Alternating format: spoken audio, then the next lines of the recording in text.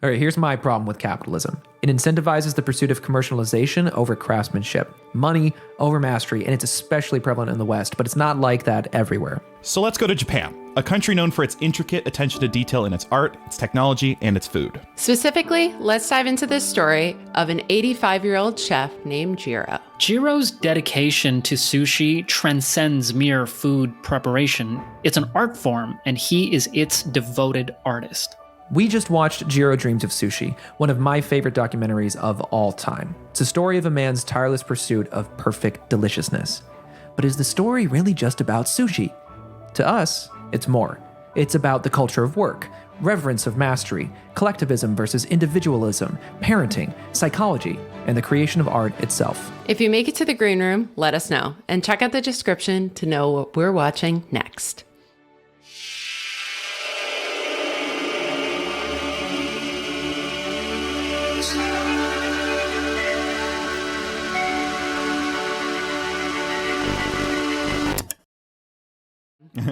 I have an echo again. Stop it.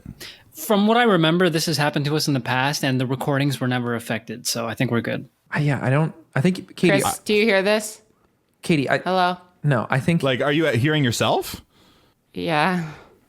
Katie, it might literally be the echo of the room because our walls are very bare. It might just be reverb inside of the room. Just cut to me later in the editing room going, Jesus Christ, it did. Like, oh God. Here's my thing. I always try to save Grant work. So that's always why I'm stopping shit. So. And it's very considerate. I appreciate it. Mm-hmm. I have to summarize the documentary? Well, just like give a synopsis. Tell people who haven't watched it what it's about. Oh my God. Take the next 30 minutes. Tell us exactly what happened. We watched Jiro Dreams of Sushi, which is an amazing documentary about a man in Japan who has dedicated his life to the art of creating sushi. And it talks about his history, a little bit of history about sushi, but then it dives into his world. Like it's really about his world of sushi and the people inside of it, the people that he works with, his children, his 2 sons, former employees, current employees, and then the people at the fish market and his rice dealer who support him. And I love the rice dealer. I love the rice dealer too. And it's just an incredible documentary. So if you haven't watched it, give it a watch. We're going to dive into the discussion of it. I don't know, spoilers, I guess. You know, I think it's kind of hard to spoil a documentary in so many, especially this one, but watch it. It's great. So if you haven't watched it, watch it. And if you haven't watched it, here we go. Jiro is 98 years old and he only just left the sushi place last year. Yep. Really? Okay. Yep. So he was 97. Which is just incredible. So I've seen this one before, and getting to revisit it was great. It's probably one of the coziest, cutest documentaries that I've ever personally seen. Like just watching it is so calming, and Jiro himself is such a calming presence to me. But I want to hear y'all's thoughts having watched it for the first time. And also depending on your relationship to Japanese culture and sushi itself, how it made you feel, some of your takeaways from watching it. Well, I want to make my introduction as the wild card. I hated it. Did you actually hate it? No, I didn't hate it. Oh, okay. I was so excited. There's no way. I was actually so excited to hear you talk about what you didn't like about it. Well, actually, I didn't hate it, but it's definitely not something I would normally watch. So it wasn't anything that I was super crazy jazzed about. But I did have some interesting thoughts. I think this documentary in particular, I think shines a light on the culture in Japan when it comes to being great and what that means and what you sacrifice for it. Particularly the thing that stuck out to me most was when he was talking about his family and his home life, but also when he had his own kids and he was barely home. All that, he saw that as a really positive thing, which I thought was really interesting because I'm sure in the US that might not be looked at the same way as it would in Japan. So I thought that was interesting to see him care so deeply about it, but then there would be some cost too. Yeah, Christian? I actually wanted to jump. So I've watched this now 3 times. We kind of went through it again today, and he's not sorry about what he did. But I want to be clear. He didn't say that it was a good thing. Right. Right. So he was saying, he's like, I wasn't a good father. He was like, I wasn't probably the best father. I wasn't around, but I'm not like, he wasn't like sorry about his drive and what he was trying to accomplish. Right. He said, he's like, I've never hated this job. You know, I love making this sushi. I love coming to work, but that's just interesting. Right. Because he can actively recognize like, that's not, it's probably not a great father figure to have in your life, but I also am what I am today because of what I did. Yeah. So I just wanted to jump in on that. No, certainly. I thought it was like interesting, like the standards that he had, and that was looked at as like a really loving thing, like especially from the kids. Like it was like, that's what's expected of you. It wasn't a bad thing. It was like a loving thing, which I'm not saying is wrong. I'm just saying it's interesting because it's definitely not sort of like, I mean, for some people in the US, certainly that's a fact of life, but it's not always.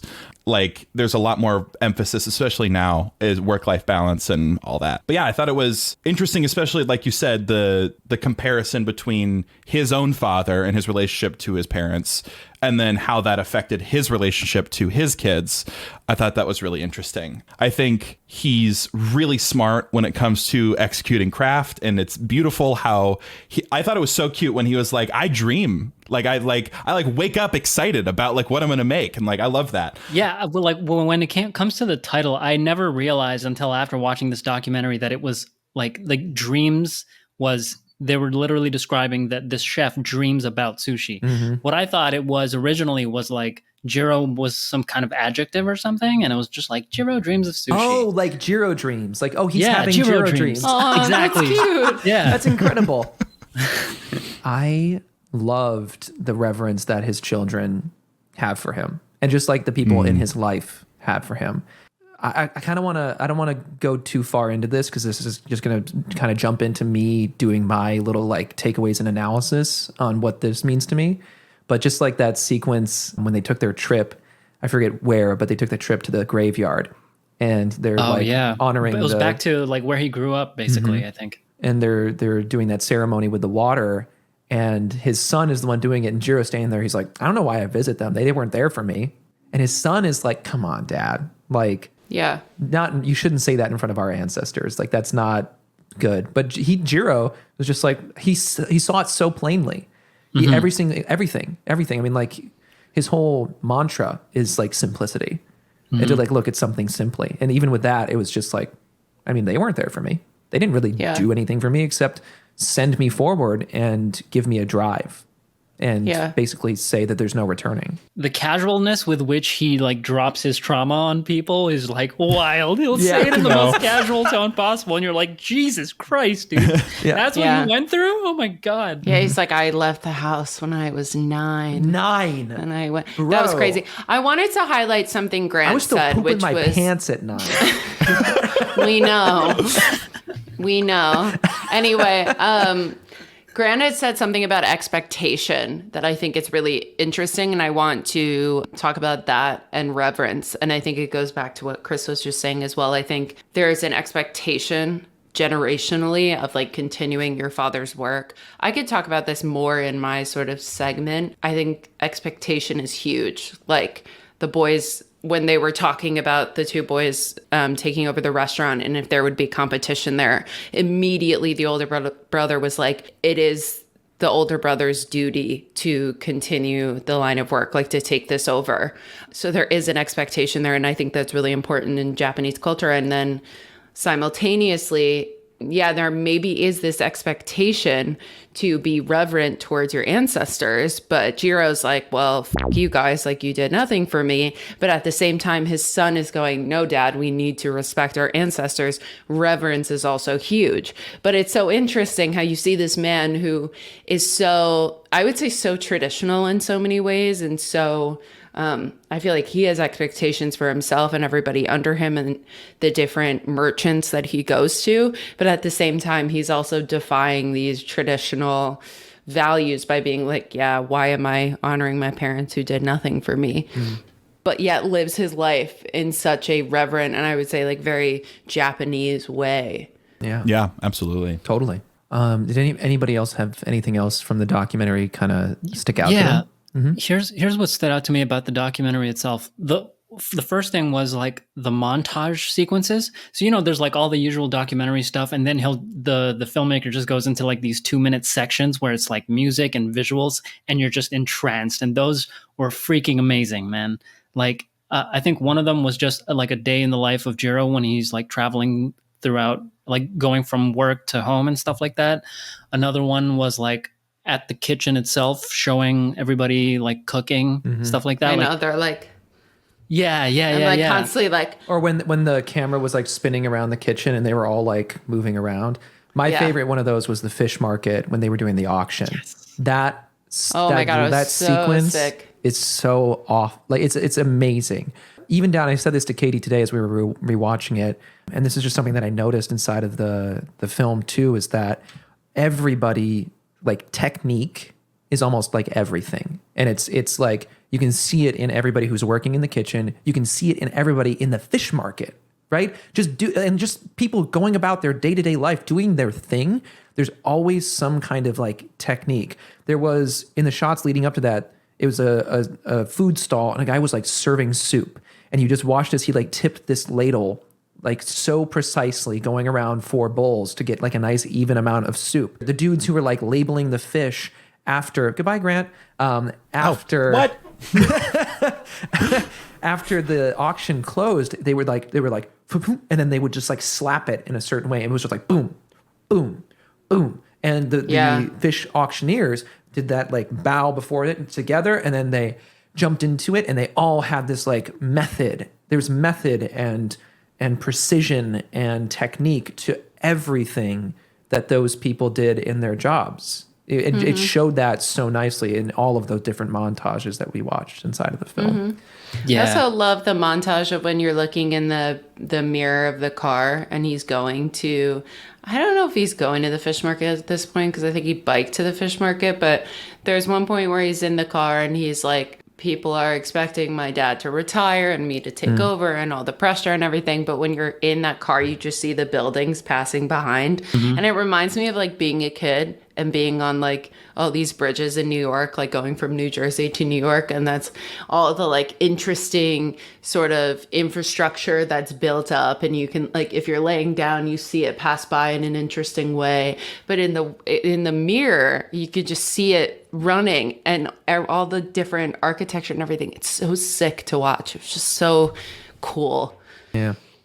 Yeah, that was it. I'm going to go ahead and I've been so excited to talk about my tangent, and it's related to what I was already kind of talking about, which is in all of these people inside of this documentary at the fish market, even just like people who are just doing their jobs, there is this technique and the reverence that they have for their own work, right? That was one of the great things that this documentary did, is it wasn't just about Jiro, right? It was about everybody around Jiro too. Even the guy who was like reviewing the restaurants, he's like, nobody's reviewed more restaurants than me, right? And I've gone to all of these and this and that, and I understand and I get it, and I have my own thing that I do with restaurant reviews, and I know all of. And like even when he was sitting there and the people were getting served sushi, he's like, notice this, notice that. He notices. It's his thing, and this is what this movie means to me. Is it's like, this is how an artist should behave. Like this is my takeaway from the movie, is Jiro in particular is like a perfect artist in many ways, because the entire time it's never about his ego. He just loves to do it. And his own personal standards are so high because he just wants to get better and better and better. Always has to be better than the last time. That's his goal. It's like, no matter what, every single time I put a piece of sushi down, I want it to be better than the last time. Jiro sets his prices, and I did the calculation. 30,000 yen was the minimum price to eat. That was in 2011, and the exchange rate at the time was $379. He sets that price not because of his fame or anything like that. The price is set because that's what's going to buy the quality ingredients and pay for the rent and pay the people working, right? And everything that he did, it was just, it's no ego. It's, I just want to make the best possible thing that I can make. And if I become the best, by what label, whatever, right? That's other people are telling me that. What's important to me, my vision of this is how I judge it and how I want to prepare my food, right? My standards are what need to be met here. That's what his son was saying, or that person was saying. It's like people want money, and they want it to be easy, and they want it to be this and that, and they don't want to focus on the craft and the technique and just like working hard. They want all of these things, not the joy of working. They want everything else around it. And that is, like, in my opinion, that's the whole point of art, right? If you're trying to be an artist, it's because you have a fundamental voice that you yourself wants to hear. And I see Jiro as like such a great analog for my art, which is theater, because who is Jiro without customers, right? If Jiro's just making sushi and he tastes it and he's like, yeah, okay, I'm happy, he could do that if he really wanted to, right? That's the same thing with theater, because what is theater without an audience? And my mantra and my way of going about theater has always been like, it's audience first. Like it's the audience experience that really matters. And my job is to get up on stage and communicate something to them. And the effectiveness of my communication is the performance. It's not like, oh my God, Chris got so angry on stage and he screamed. What a powerful performance. No, it's my ability to communicate the experience of the character. It's my ability. And in the same way, that's what Jiro's doing, right? It's his ability to take such a simple thing and show you all the flavor inside of it. It's essential to check every detail, right? About the experience, not necessarily about like, oh, I don't like the way that your kitchen looks. No, where do we place the customer? If they're eating with their left hand, place the sushi on the left, like these small things. And that's the same thing for me about theater too. Like when you walk into a theater performance, from the moment the audience comes in, you are setting expectations and you have the capacity to guide, I don't want to say control, but guide their experience, right? With what music you're playing, with how you've lit the pre-show, right? What do you show in the pre-show? Do you have a curtain so that nobody can see? Or do you show the stage in a state of no action and no characters, right? All of these details are so important. And I think that's also what can elevate anything, is just these very tiny, specific details. And that's also why I identify with Jiro in this movie, is like his precision. It just comes down to the smallest things, but he cares about them. And you can tell, and it shows, and people recognize it. So yeah, that's what I took away from this, is just this reverence of doing something well because you love it, because you understand it, and because you want people to see what you see. Frankly, that's what it is. And have them understand it. And you can see that in his sons, right? Where it's like, yeah, we'll never be exactly like my father, but there's that great moment in the documentary where they're setting up this thing of like, well, when Jiro's gone, will it ever be the same? Like, will the restaurant ever be the same? And then towards the end of the movie, they're like, the last time the Michelin star reviewers came to the restaurant, it wasn't Jiro, it was Yoshizaru. What is that his name? Something like that. Yeah, it was his son. It was his eldest son. Yeah. And I remember Yoshikazu. Thank you.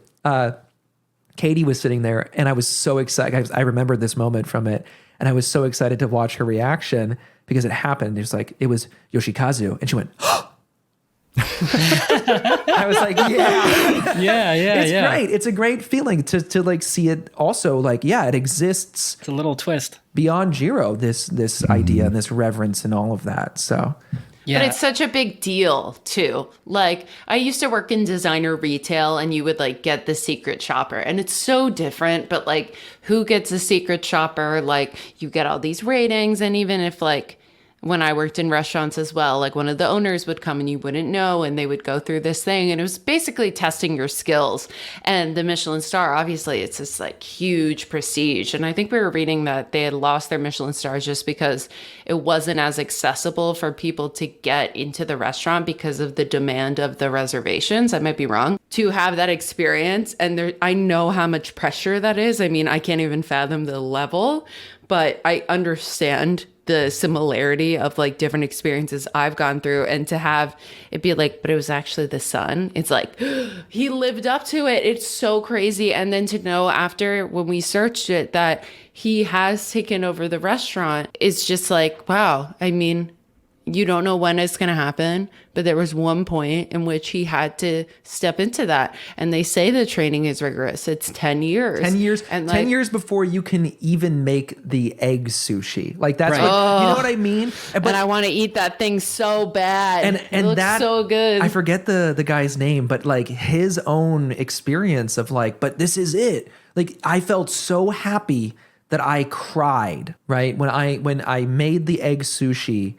And Jiro said, now that's how it should be done. It's just like, you know, like it'd be like if I'm on stage and I get off, I do a performance and I go to the stage door and Anthony Hopkins is there. And he's like, watching you was, I don't even know what he would have to say. Revelatory, right? like something amazing. Right? Or just like, it's like, Even good. I'd fucking, if he I'd came lose up my to me mind. and was like, what a love him. performance, incredible performance, I'd be like, I'm done. bye. I'm good. I can't and like, how do you, what's the next summit? Like, what's the next mountaintop, you know? But that right there, right? That's the exact thing that I'm talking about is like, okay, what's next? Right? Yeah. Yeah. You could sit back after you get like a good like rating or whatever, you know, get like good feedback, but that's not the point. The point is not to get an accolade. The point is to do what you want to do, what you love really well for yourself. And if you get accolades, great. But then like keep going. I like you do it because you love it. Exactly. You do it because you love it. There's this word they use, shokunin, and the literal translation is something like craftsman or artisan. But like when I looked into it, basically everybody, like all Japanese people, think there's something that those words just don't quite capture. And it's the vibe of what you're saying. It's like people get obsessed with this craft, and it brings meaning to their life. And when Jiro called that guy shokunin, like he called it out, right? He was like, Jiro called me a shokunin. You called me the shokunin. Yeah. Yeah. And then he cried, and it was after like 200 attempts or something of like trying over to several months. sushi. It was ridiculous. So It was the egg sushi, yeah. I think it was the egg sushi. That is, that. I wonder what the English equivalent would be. I don't think we have something Maybe like that, but it is like a auteur is master. Not, that's like a French word, I'm pretty sure. What was I was going to bring something else up. Oh yeah. And the fish market people, and in particular, I had to write his name down, Fujita, who was the tuna dealer.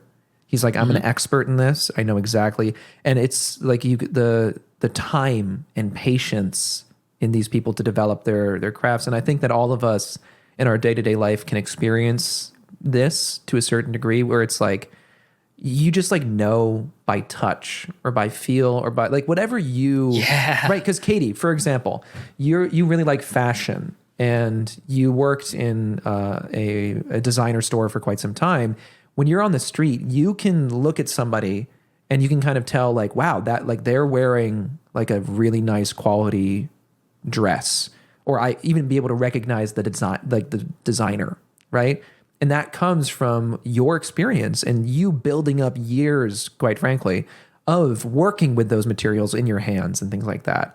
Where Or just like shopping online. Exactly, right? But it's the same thing to a certain degree. You do it because you like it, right? Like this, don't judge yourself just because it's not. No, I know. Whatever. Because it's funny, because when I was working in designer retail, and I like literally the store I was working at, they specialized in denim, and like I had to learn all these things about denim that I didn't know. And like the guy who was teaching me was like very, very into textiles and stuff. And like I'm not into it in the same way, but it was interesting. So I don't know if I'm someone who can like look at fabric and be like, oh my God, I know exactly. Yeah. But I think I see different. Like the Met Gala is like, I'm like, oh my God, like I get so excited about that. Or like the Oscars when someone's wearing something really exciting.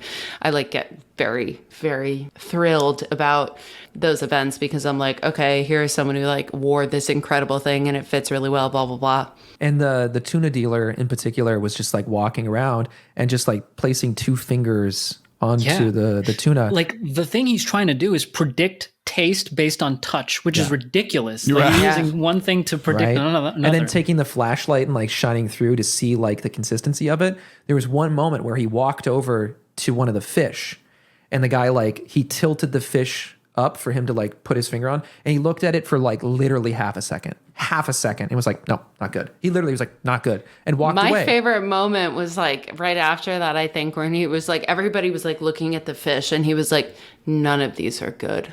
Yeah.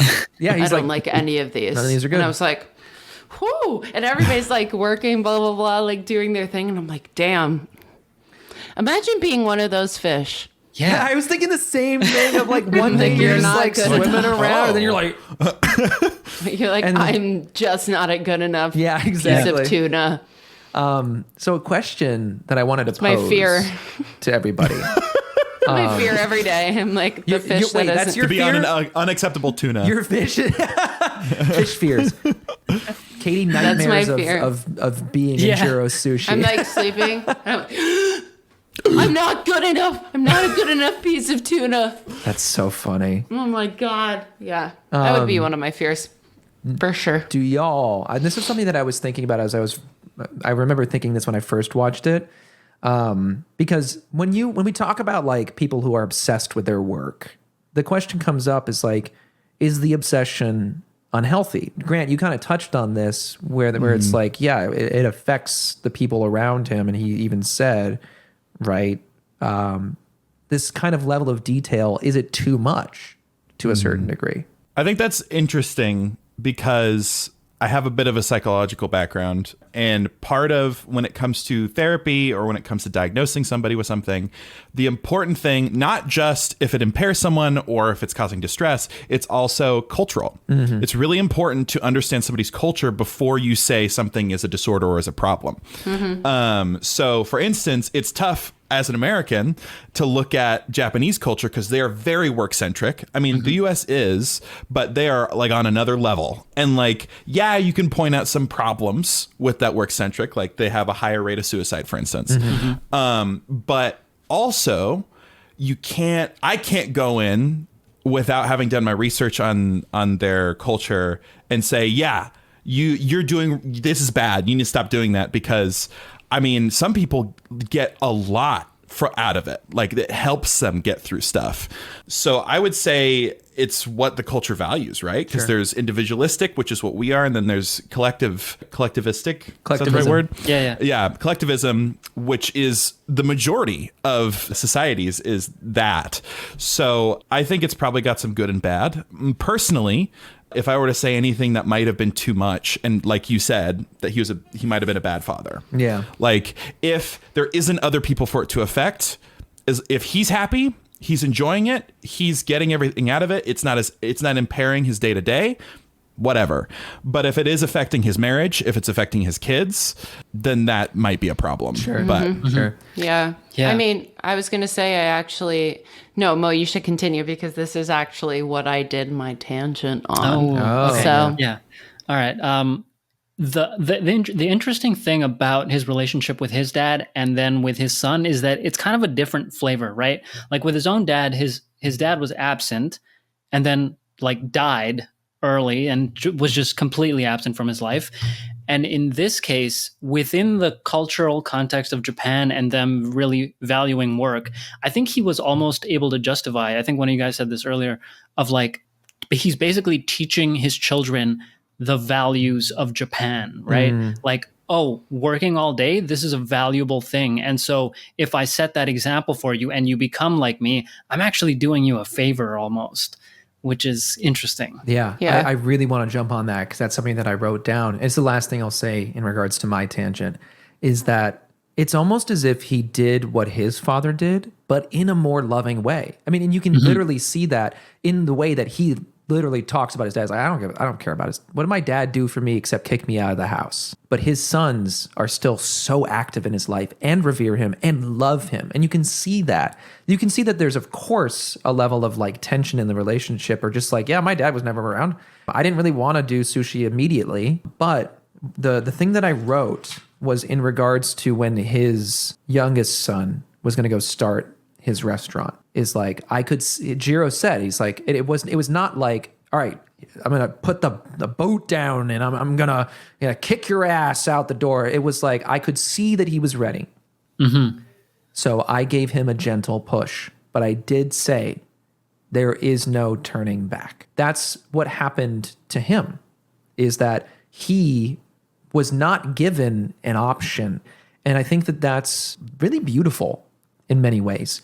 This idea of, and I think I've seen it in anime too. I think it's just like a culture thing as well, where somebody as a standpoint of resolve says, I am leaving everything behind. And I am making sure, like they did it in, I'm going to be super nerdy here, Full Metal Alchemist Brotherhood. If anybody else has seen that, once they began their journey and their quest, they burned down their family home because it was this resolve of like, we're not returning to this. It's like there's no safety net. There's nothing to return to. We can only go forward. And having him to say something similar of like, I gave him this gentle push and said, you're ready. And he says, you have to be tough when you start your own restaurant. And I made it clear that there's no turning back. You know, like, I don't know if he said like, you don't get to work at my restaurant, but he might have. I believe that he would have. And I know that he would be serious based on what he was saying, right? But there is something, but he's like, but I know I love you and I know that you can do it. And look, and he did it. And in Japan, like you would never say to another person, I love you. Like all the communication happens like through action. They have so much like cultural context on each other that, you know, affection and most emotions in general are generally not expressed with words. You kind of mind read a little bit. Like if I didn't love you, I wouldn't have fed you. If I didn't love you, I wouldn't have taught you. If I didn't love you, I don't want to like give a read that it's a very cold culture or anything, but it's also like you can see it with the way that they hold each other. The rice dealer was just like coming over to Jiro and being like, I would never sell, and like putting his hands on him and just, I would never sell to anybody who isn't Jiro. When they did their reunion and went back to, and they were with his school friends and they were like, they all used to bully me, but they would like, they were just like touching each other and doing this and doing that. And there is still like, you can feel it. I think that's what it is. It's like, and that's what makes this documentary so incredible is that you can feel the love. And it's not necessarily directly expressed from person to person, but it's in the way that they talk about it. It's in what they do. It's in how it's everything around it. And it doesn't leave you feeling like these people are very cold or whatever. It's just, that you can feel this reverence and this love and this respect. And that's the genius of this documentary is like, even whenever they're trying to like convey an idea to you, they never say it. You know, you don't see the person who's shooting the documentary like face the camera and say, there's never like this is the lesson. There's never like a super title. It's like, you know, in 2011, you know, Jiro's whatever, right? No, it's all told through the people and through the imagery. Exactly. Through shots, like through a handful of quotes, like sparingly, and then like music and just like vibes. Like I thought that was done really well. Even like the final act that you guys talked about earlier, where they're talking about like the future and the sun taking over and the fact that it is a bright future. That was never explicitly said. It was just that twist that Katie talked about that surprised her. And then like the music and the scenes and stuff. And you're like, oh, okay. Like they're good in the future too. Yeah. But it was never explicitly said. Yeah. We took a little pause and I looked down at my sheets and I noticed, I'm like, I didn't use the quote that I really wanted to use. Say it now. Just when you think you know it all, you realize that you're just fooling yourself. Damn. By the halibut guy. I don't remember his name. The halibut man dropping some But I really words. wrote. Yeah, we took a lot of notes. Halibut guy. And what does that mean to you guys? Do you think like he's in that context? He's talking about like you can never stop improving, right? Oh That's yeah, what it is absolutely, about? Yeah, absolutely. There's You can't level out. No, my best friend Eric, who's coming back to the city this week, and I'm really excited. Shouts Eric. Really excited to see Bergie and the Magic Bag, Trash for the Trash Gods out now. He does music, and he had this workshop that he did, and the person who was leading the workshop said that as an artist, life is a series of, it's climbing a mountain, and it's a series of false summits, and then you die. That's it. You keep climbing the mountain, and you just when you reach that summit, it's the false summit. There's another summit that you need to go to. Mm-hmm. It's that constant striving. That's what that means to me. Yeah. So this is a different flavor of workaholism than the capitalistic version that we're used to in the West, right? Totally. Like here, people do it for money. Like that's the reason they keep climbing the mountain. The excuse people, like especially parents who are absentee, they'll say, "I did it to provide for my family." But with Jiro, it's different, right? There's no pretense that it was for money. He says straight up, like it's about the craft. I think that's like a unique flavor of workaholism that they have over there compared to here. I think it's also for honor as well. Yes. I can go into my tangent now great as well. transition into Katie's. So basically, when I was watching the documentary, it reminded me of this podcast I listened to a couple months ago called The Evaporated, Gone with the Gods. And it was reported on by this guy named Jake Adelstein, who, if you guys are familiar, he wrote Tokyo Vice. He is an American. I'm pretty sure he might be Canadian. Don't quote me on that. Let's check. Thanks, Chris, for the fact check. He lives in Japan, and he wanted to be a crime reporter. So he lives in Japan and does all of this. But he decided to start this podcast because his accountant one day went missing. And it's a phenomenon in Japan a lot of times. And the people, basically the word johatsu means to evaporate or to like vaporize, disappear. So the people who disappear, which is a big thing in Japan, johatsu also means vaporized people. So what the podcast talks about is like how people disappear, why people disappear. It's really common when people have failed or lost their job. A lot of times Japanese people commit suicide or they will disappear because it's dishonorable to their families to lose a job. I'm going to jump in for 2 seconds. Yeah. The word they use for death from overwork is karoshi. Yeah, I also wrote that down. Okay. Karoshi is death because of overwork. What's interesting is as I was thinking about this, I'm like, wow, it really does sound like the traditions of the samurai, because we watched the first episode of Shogun. If you guys haven't watched it, it's incredible. Yeah. And at one point there is a samurai that's like, he does something and he's like, I'm going to kill myself by disembowelment, as they would, and I'm going to kill my son as to stop my bloodline. And it's so interesting because it's continued. Yeah, thanks, Chris. Adelstein grew up in Columbia, Missouri. You're right. I forgot. That was actually... Tokyo Vice has been made into a show that's like kind of a fictionalized version of... so that's Jake Adelstein. That's based on his life. He wrote that book. He said it's definitely taken liberties. He says that in the first podcast episode when he's like introducing himself. But yeah, he's from Missouri. But anyway... Shogun. Yes, Shogun. Thank you. I was like, where did my mind go? But it's so interesting because in a lot of ways, when people are committing suicide or disappearing, it is sort of like ritual suicide in a way when it has to do with your job, because they're like, oh, I have failed, therefore I should die. It's very common in Japanese culture. The stat they gave in the podcast is that every year over 80,000 people go missing. The stat in the United States is probably like in the 100,000s, but also like population difference is huge. Mm-hmm. I'd be interested to see the population, the ratio. Yeah. Keep going. Yeah. Thanks, Chris, for fact checking. And in the podcast, what it also mentioned, it's really cool. Like there is literally cool in the sense of like, it's just interesting. Not that it's actually cool that this is happening, but there are companies that help people disappear. Wow. Like that's their whole Jeez. that's our whole career is like and it's not like necessarily like helping people commit suicide, but it's helping people like if they're like, I want to leave my current situation, they will actually help you disappear, like literally will help you like move, do all the things you need to do.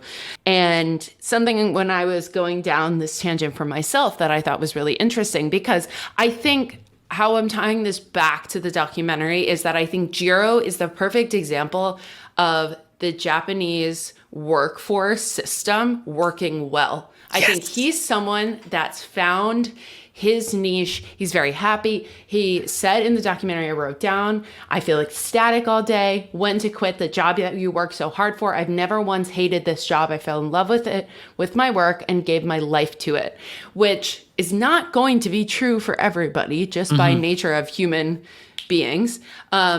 But there is this, which I think you can see in the documentary, there is this culture or this part of the work culture when I was looking on Wikipedia where loyalty to one's company is paramount in Japanese society.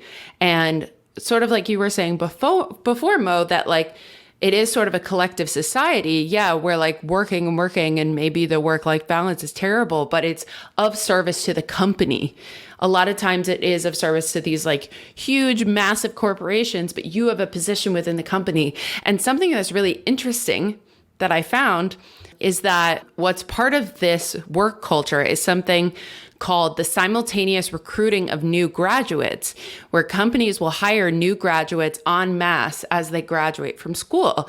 It was also practiced in South Korea up until 2010, where an age discrimination law banned the practice. So just guessing that they would be primarily hiring young people. Therefore, this law came out in South Korea and they were like, okay, well, this kind of negates trying to keep people employed as long as possible and not firing them or forcibly retiring them because of their age. Large companies in Japan prefer to do this to cultivate new talent and replace retiring workers. And many Japanese companies prefer to hire when you leave school. And people choose to take another year of school oftentimes to avoid being put in the previous graduate category. Like if they have not gotten a job in this period, which is usually from April to like August through October, which is the hiring season in Japan. And under the current system is a quote, Japanese companies penalize students who study overseas or have already graduated. Those who don't get a job often must wait until another year, and they'll go up against the next round of graduates and are often refers to as, my pronunciation is probably going to be horrible, as Shushoku Ronin, which is a term for a masterless samurai. So it's the same term that they used to use when samurais, either their master would die or like were they were very disappointed with them. Something happened where they fell out of service. So yeah, Chris, thank you for the stat. Japanese missing persons, 84.95. Before you, just a quick thing. I'm not a statistician. I had to do some quick maths. Quick maths. To do the American missing persons because there was not a direct report on Statista.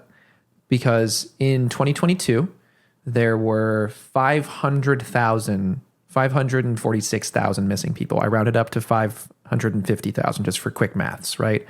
And then I did my in the United States. In the United States, but I did my quick math of X over 1,000 is that over 333 million people in the United States to get the one, how many in 1,000. So I don't know if that's the correct way to do that, but that's what my math yielded. Was that? That sounds right. I feel like that's correct. So 84.91 people per 1,000 people in Japan. Versus. So like 84 people, almost 85 people per 1,000 people versus 1.65 people per 1,000 people. So if you're in a room. It's like 50 times. Yeah. If you're in a room with 1,000 people in Japan, by the end of that year, 85 of them will be missing. A majority of them. A lot of them. Not the majority, because it's 85 people. Well, Yeah, it's way less than 500. Oh, yeah. I'm stupid.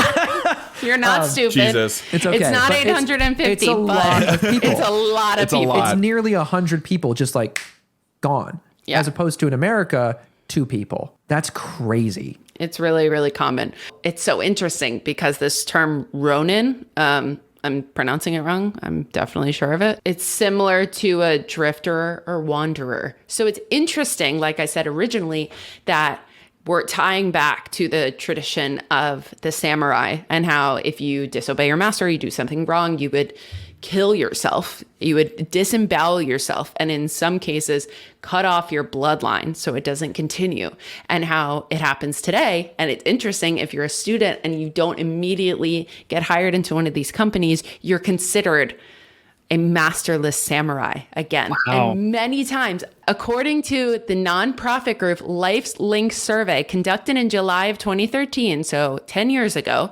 1 in 5 Japanese college students thought about committing suicide during the job hunting process. Because think about it too, for us, when Chris said it's the guy who opened the other sushi restaurant, he's like, I don't sleep with my feet in his direction. That was a funny quote. I had to Google that. That's from Buddhist tradition, where it's like your feet are dirty and disgusting, so don't point them at people. Oh, that makes sense. That makes sense. Hold on, I lost my train of thought. Graduation and So it's so interesting because this has continued throughout history. But I think when we see someone like Jiro, here is someone who didn't go to college, didn't let his kids go to college, made them immediately go into this, but also, as a Japanese person, oftentimes when you are committing to a job, you are committing to that company for your life. Mm-hmm. They put in practices. So it is good. I know, convince them not to go to college. I love Jiro, but that was something I was like, I didn't like that. But again, like Grant said, I mean, the culture is very, very different. So in no point am I trying to shame their culture. I think there's so much wrong with capitalist society in America. Anyway, I do think it's so interesting, though, that when people are committing to a job, it is like they want it to be like a family. They are invested in this company and their future within the company, like they would be in the future of their family. And I think it's so clear that we see this in Jiro, and we see it work in Jiro. Jiro is like the perfect example of someone who has succeeded in this society. I would be interested to see someone who like went into this position, and they talk about the apprentices who dropped out and they disappeared. It's almost the same thing. They came in the beginning of the day and they left, they disappeared. Very similar. It's like you don't want to, which I understand, just given the culture. I honestly completely understand why people are disappearing or just leaving. There is not a confrontation. You don't want that to happen. That is completely dishonorable to you. That's something that would feel so shameful. Yes, Chris? Sorry, I never want to interrupt. My question is, in that what you were saying of like having, what's the word I'm looking for here? Not respect, but like a sense of honor or just like for your company. Duty. Thank you. Yeah. Like having that sense of duty for your company. I think here in America, we can all kind of agree that feeling duty to your job is not always rewarded, right? Mm-hmm. Like that's a huge thing here in the States where it's like, it was told to us, it's like, we're like a family and like, you should work for us because you feel like, you know what I mean? Like you respect it and you have a sense of duty to do it, but it's not always rewarded. Right? Yeah, like, I think, like, not to interrupt you, but Mo was saying this before. Yeah, oh, yes, my question is like, do they see that in Japanese culture? I'd be interested to see if you saw that in your research. Oh, so Mo, yeah, go ahead. So like tying what Chris just said with Katie, like in Japan, they do value the employees much more than they do in most other capitalist countries. So one example is what Katie just said, the fact that they make an active effort to hire college students. You don't really see that here. Oh my God. Like after you graduate, it's like, welcome to the real world. Yeah, but the other thing is Japan is like one of the very few places I've ever heard about a CEO taking a pay cut to avoid layoffs. Nintendo's CEO like famously took like I think like a 50% pay cut. I think it was 50%, yeah. Yeah, which is like ridiculous and unheard of over here. Over here, they'd rather lay off half the company than like keep people. But over there, because 50%. Work is valued and they 50. value the employees, like because of the collectivistic culture, that's what the capitalism over there looks like. It's a very different flavor. That's unheard of. Yeah, to avoid layoffs, Iwata took a 50% pay cut to help pay for employees' salaries, saying a fully staffed Nintendo would have a better chance of rebounding. There's been one instance of this that I've heard of in America, and it was like out over, I think it's in Washington State, in the Seattle area, where literally the CEO was like, every single employee at this company makes the same, right? We all earn the same salary. And it has the highest employee retention across the board. Everybody wants, and that's so true. Like, value the people who are working for you. It's humanist. And it's like, I think what we're kind of getting at is, well, what's the point of a job? Right? What's the point of a job? What's the point of life? If you just like live to serve and to work, and you don't get what is a fair value on your life, what's the point? Yeah. It's crazy. I think it's an interesting contrast between our cultures, because I think they're harsh and difficult to live in, but in different ways. Yeah. Like in Japan, I would say it's striving for success. It's striving for excellence. Yes. Which is really admirable. And I think it's really cool. And like you said with Jiro, I feel like he's a success story of that culture, because he found something that he can excel in, but he loves. Like, it was enriching to his life. Like, we've seen plenty of people that if they find something that brings meaning to their life and it's not stressful, it's enjoyable, they live longer, which is great. But also on the flip side of that culture, it's a pressure cooker, and not everyone responds well to a pressure cooker. And so you have stress casualties, which is a problem. But then if you look at America, we're like a little bit more loosey-goosey. The draw for us is that you can make something of yourself. Like, it's all about you, right? It's you can make your own company, you can become a millionaire. But then you have, because it's all about how do you get all that money, then you have companies like what we have that are like, but we're a family. That should mean something, right? But really, that's just an excuse to exploit. Yeah, 100%. So there's like, it's weighing the options here. Trying to emulate Jiro without like the obsession that he had in the first place, and like the cultural context, is like a recipe for disaster and burnout. Yeah, absolutely. Yeah. I mean, when he was saying I would leave at 5, he's just like that quote of like, I would leave at 5 a.m. and I wouldn't get home until 10 p.m.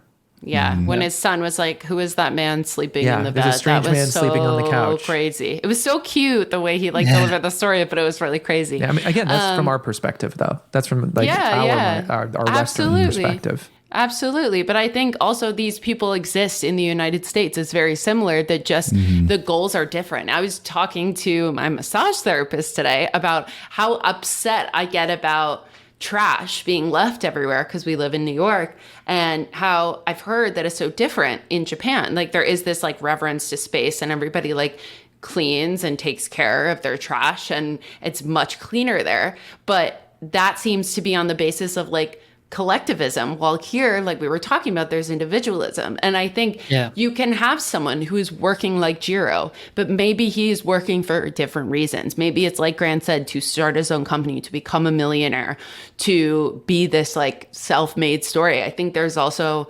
something we didn't bring up. There's a lot of immigration in this country that Japan probably doesn't see in the same amount. And there's the story of like the successful immigrant, like coming to this country and making something of themselves, and how many times you have to work so much harder. I think this story doesn't highlight that, because that's not the point of the story.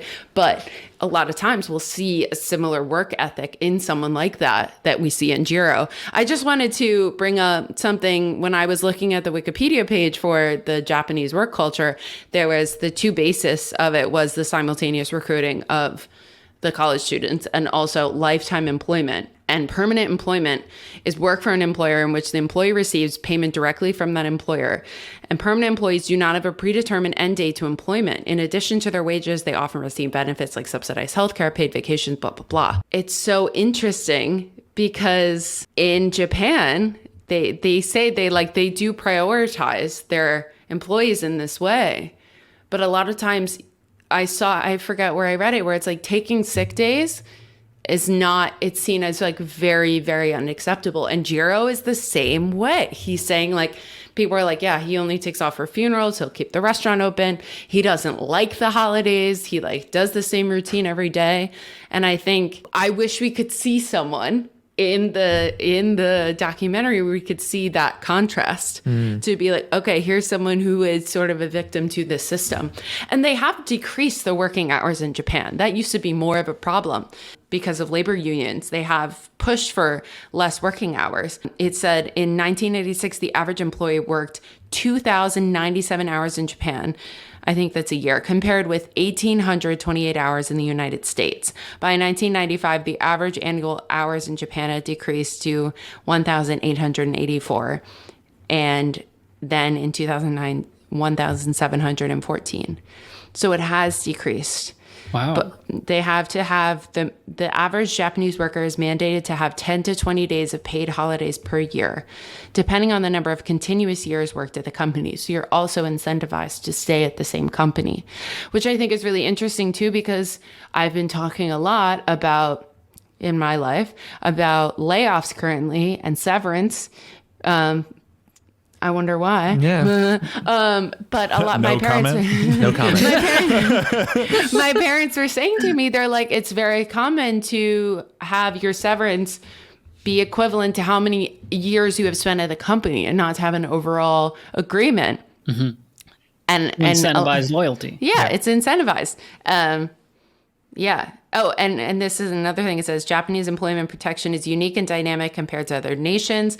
Loyalty to one's company is paramount from the Japanese society. Many Japanese firms only promote from within. As a result, individuals may stay with the same company for their entire life. Japanese workers Completely seek the opposite in America. Yeah. Japanese workers seek to invest and improve their company, while firms attempt to maintain a family atmosphere to maintain a family atmosphere and look after employees. Loyalty was the word that I was looking for earlier. Loyalty. Not duty still works, but it was like Yeah, loyalty. yeah. Where's Yeah. your loyalty? It's like So my anyway. loyalty is to my life, you know, and it's a different experience entirely. It's like I'd be interested. I don't know enough about Japan's like social security and their policies in place. Like, because here in America, there's no safety net. Not really. Like there was for a little bit of time, and unemployment is there as like a unemployment income, but it's not great. Like if I get unemployment in New York City, it's not going to cover rent unless my rent's like, you know, it's like you'll maybe get like, maybe the max is like, I couldn't say. I don't want to say something that I don't know, but it's not a lot. It's not enough. And I think one of the biggest things that I always tout is like, well, what if you don't want to play the game of capitalism, right? Because like at the end of the day, in Japan with Jiro, like the prices that he's setting for his sushi, as I was talking about, it pays for the fish, and it probably pays the rent on that place if he has to pay rent, if he doesn't just own it outright and has to pay taxes on it or whatever, right? And it pays the employees, pays the bills. But I highly doubt, he's famous enough now that he could be charging a ton. I don't know why I'm censoring myself. Thank you for censoring hold on a my life. Oh, I thought we were going to curse in here. Yeah, he's making of money, an absolute Nice. of money.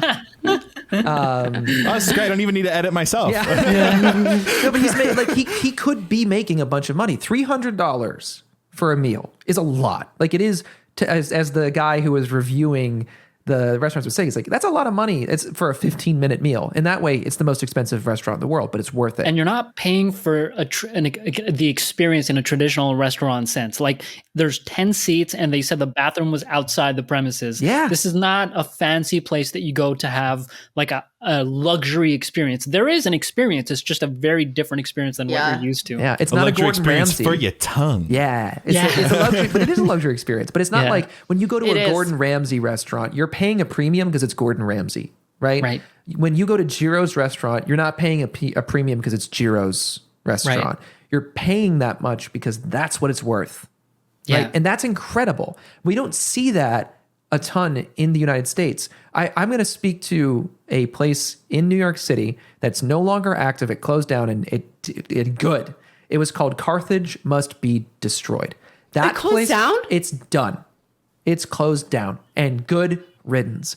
Okay, there's this brunch Overpriced, place. Terrible experience, right? The food is good. The food was most of the time. okay. The food wasn't even that good. It was like pretty well prepared, but the premium was this like aesthetic place. Like I think New York is really like the epicenter of this for me, where it's like you go and it's got like cool vibes, and there's like a long line. But at this place, the long line was because they just didn't seat you for 10 minutes, even though we're plenty. Like, it's just ridiculous. They're terrible service. It's literally, it's like the false scarcity. Exactly. It's the epitome of like late stage capitalism that we find ourselves in right now. You know, like it was awful. It's like, why am I paying basically $40 for brunch for a coffee that's lukewarm because it was made and then you waited 5 minutes to bring it to me, for food that's also like pretty good, but it's a small plate and it's like fine. Like I could have made like, and not to be like that, because I understand that there's differences, not to be like, oh, I could have made this, but I could have. Right? What are you charging at that point for? What are you charging for? Like if at this point, like Jiro could have easily like 10x the size of his restaurant, hired like way higher quality stuff. I mean, like purchased way higher quality stuff. Yeah. And then like the difference though is that by stripping away all of the other elements that you're used to at restaurants, there's only one thing that's left, and that's the taste. And because he knows he's the best, that's all that's left, and it's all you can pay attention to. Simplicity. This is sort of long-winded, but me and my family love trying new restaurants. We're foodies. We absolutely love stuff that tastes good. Like we don't really give a shit about like the experience or whatever. Like we just like good food. And I think what I've noticed, like from the restaurants that I've been to, like the fancier ones, I've been like not that it wasn't, I'm sure, lovingly crafted. It was just like, it feels like this was made by somebody who loves to cook that doesn't love food, if that makes sense. And I think what I love about Jiro is that he said, in order to be a great cook, you have to have great taste in food. You have to love food. And he went and tried a bunch of stuff. And like, that's what I love about it. It wasn't necessarily even that it was like, what's the fancy like trick that they did? It was it tasty? Yeah. Like, and he was like trying to describe what tasty meant, and like, you can't even really do that. Yeah. And like the texture, like he's like, it's too tough. My favorite parts of the documentary is when they're all kind of like sneaking off and tasting something. Like they're not doing it sneakily, but it's almost like they're just like, well, it's also important. It's important to yeah, taste. exactly. This It's stuff. just job Yeah. of the chef. yeah, it's just so cute. Like there's moments where they're just sitting there like popping in their mouth and they're like, and then they keep going. It's just so damn cute. Also, I wanted to bring up how the rice was like a perfect metaphor for like the employee in Japan. Like Tell us more. Yeah, please. You know how the rice, they were like put the intense pressure on the rice. Like they were like, they have the whole thing. Yeah. I was watching it about like it being a pressure cooker. Yeah, but they were. When we were watching it again today, I was like, "Oh my god, the rice is like so synonymous with this." They were like, "Yeah, nobody can make the rice like we do. We like they put it in this whole thing. It needs to be body temperature, all this thing. We put this intense pressure on the rice." And I was like, "Holy there it is. Sorry, I'm making a marker because Mo just had the perfect like reaction face that we absolutely have to use, because you were just like, For a thumbnail. yeah, it was like, it was perfect. So. Or we'll turn it into an emoji for Exactly, for our Discord. yeah." So just want to real quickly, Grant, you want to do it in the green room, your thing, your tangent. Mo, are you tangenting? Let's I see. have a short tangent, but yeah. Wait, you want to do it in the have, green like- room? What do you mean? You don't want No, to? I have other green room topics. Yeah, like This completely is- off topic of the documentary for I that understand. section. This I is my understand. tangent. Okay, wow. I have a few more things to say about the documentary itself. Yeah, I'll start with one. I'm a researcher.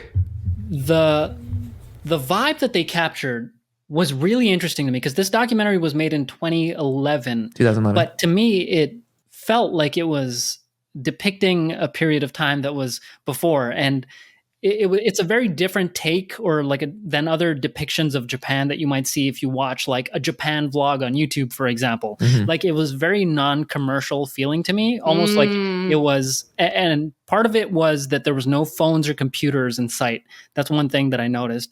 And I suspect this was like a conscious decision to capture that feeling of like old school craftsmanship and like apprentices, like fathers passing down their job to their kids as like through apprenticeships. That's a very like old idea in human history. Yeah. And it feels like Jiro's basically an antique from like a bygone era. And that was captured in the documentary, I thought. Yeah. That's so interesting that you bring that up. I think something we're seeing on TikTok now is like so many influencers going to Japan. I think there's also like the rise in like very cutesy things in Japan. Like there's such a commercial thing, like the tourist industry. I am dying to go to Japan. I just think like I've always wanted to go. Yeah, Chris has gone. I'm like, when I was 11, I want to go so bad. Well, no, my dad was little tangent. My dad is still probably, he could probably brush it up, but he was fluent in Japanese for a long time because he studied business and Japanese in college. Because when he was going to college in the 80s and 90s, I guess more like the 80s. Sorry, Dad. I don't know how old you are. I know how old he is. I just don't. I can't frame in my mind. Your dad went to college in the 80s. In the 80s, because in the 80s, the relative age to my parents. But at that time, Japan was the powerhouse, like the tech powerhouse, business powerhouse, manufacturing powerhouse. Toyota, Subaru, Mitsubishi. All of those, even like Samsung. Actually, no, that's and great. But side note to that started in the 1920s so they could keep up with the global superpowers. Yeah. So so he and studied also post World War II. Yeah, he studied Japanese because if you're going to be doing business, it's probably going to be with Japan. And then he lived there for many years, for 5 years, and that's where my parents actually originally got married. So yeah, I took a trip with him when I was 11 because he was doing business over there, and I've always wanted to go. And what's sorry, I just dropped my phone. I was trying to find a picture of you in Japan at age 11. It's hysterical. Anyway, but we can throw it up on screen too in the edit. Thanks, Grant. But what I always say is that I'm so annoyed with my parents because they didn't teach me any of it. My dad was fluent. My mom was at least conversational in Japanese, and my mom was pretty good at German, and my dad was pretty conversational in German, and they taught me none of it. None of the kids. It was a perfect opportunity. I could have been trilingual. I still could be if I really wanted to, but I could be trilingual right now if my parents were like, why don't we just teach the kids Japanese and German? And then, but Japan is beautiful. We went to Tokyo, Kyoto, I think Okinawa and Osaka. Beautiful, like literally like Miyazaki. That was the other thing inside of the documentary is whenever they set that piece of sushi down and it was just like glistening with soy sauce, I was like, Chris was like, I want to eat it. Oh my God, it looked like a Miyazaki. It looked like Miyazaki. I was just like, it looked so scrumptious. Scrum-diddly-umptious. I wanted to eat it so bad. That's what I was going to say. Scrum-diddly-umptious? That's what I was going to say. So, sorry, Mo. Back to you. No, it's all good. All right. I'm going to go through all my points super quick so we can move on. Number one, the documentary shows the aspects of collectivism that we've been talking about because it's not really just about Jiro. They show all the context around him. The fact that he has a rice guy, a shrimp guy, a tuna guy, that's so cool, right? I got a halibut guy. Like Jiro could not do this by himself. They show you like the whole factory of like how the sushi is really made. And it comes down to him, his employees, his history, but also like all the people that he works with outside of the restaurant. Number two is they used the music from Arrival, I think, at some point. I was going to say They that. used Richter. That song is so good. Song. Yeah, it's such a good song. It makes me cry every time. Chris, was that the song? I was like, I know this song. That was. It's the one in the right? train, yeah. I knew it. Good. I knew it was Richter. That song is amazing. When they describe how Jiro is just able to taste really subtle differences in flavor, it reminded me of the idea of perfect pitch. And it feels to me like this is like the taste equivalent of perfect pitch. And I wonder if that's because he started at age 9. Like maybe there's like a certain developmental period where like you're just more able to, like if you start training at that period in your life, you're just able to develop something that very few other people can do down the line. Like language learning or like allergies. I had a question about allergies. I have a shrimp allergy, so I can't enjoy the shrimp sushi. And I'm allergic to grass. I had a question about this. Not to interrupt you, Mo, but no, keep going. Yeah. When he was like, I had to go work at 9. Where did he go? Do we know? I was like, who took him in? What was he doing? Yeah. I assume he was working in sushi, but like, all I know is he started apprenticing at a restaurant at age 9. Wow. Okay. And is like, Yeah, Okay. so I guess but I have so many questions, right? I know, same. It was very much like a trauma recount. He was like, yeah, my dad He kicked blacked me it out. out and I went to go work at age 9. And we were all like, Because I didn't want to live under a bridge. I was like, dude, you're 9. Oh my God. what? Yeah, it was really like, because his dad was drinking. He was like, I heard my dad died at some point. But he was Didn't like, go yeah. to the funeral. Yeah. He was like, yeah, I figured it out. I was like, sir, you were 9. What? It was very confusing to me. Sir, what? Anyway, continue. I didn't know if that was something that we knew. No, at least not from the documentary. So he might not even know. I wonder, Chris, what'd you find? Ono was born. So Jiro Ono was born in the city of He also has a Tenryu. perfect name. Yeah. Jiro Ono. Tenryu. He started working at a local restaurant from the age of 7 before moving to Tokyo to study as an apprentice at the age of 9. He became a qualified chef in 1951.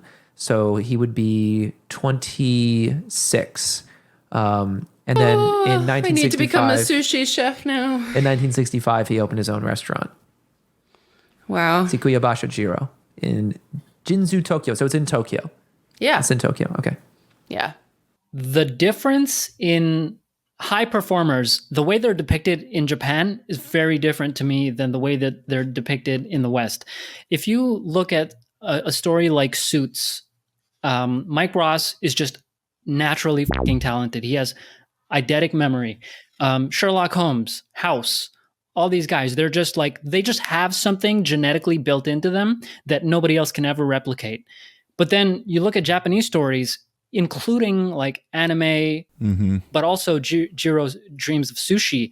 It's about mastery. It's about the work that you do. It's much less about like some genetic outlier who was just blessed with genius intellect. Yeah. And it's much more about, oh, this guy started at 9 and he's been doing it for the last 90 years. Go ahead, Yeah. Chris. Just to jump on that, and it is an anime, absolutely. I think, oh my God, why can't I think of it? Oh my God, the high school one that right now.